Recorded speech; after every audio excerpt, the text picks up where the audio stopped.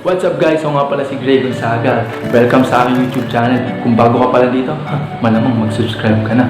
At kung gusto mo maging updated para sa mga panibagong videos na gagawin ko, at makikita yung mukha na to, malamang click the notification bell.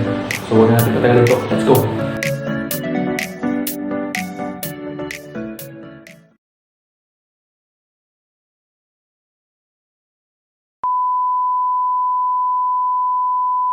So guys, for this video, 4 types of push-up may tuturo ko sa inyo. Yung apat na yun para sa chest yung pangpalakas. At pwede na, pag nagbabasketball kayo, pwede din pang shooting yun. Kasi dito yun eh. Yan yung mga ginagawa ko pang-condition sa basketball. Kaya kung gusto matutunan to, stay tuned. Stay tuned. So,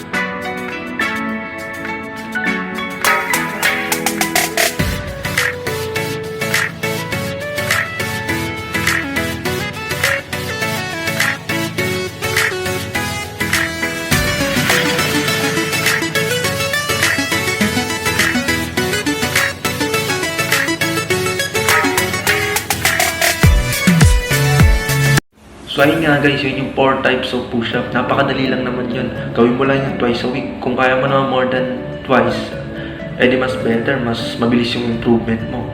Kaya kung may gusto kayong tanong sa akin, comment na lang para magawakan ko ng video.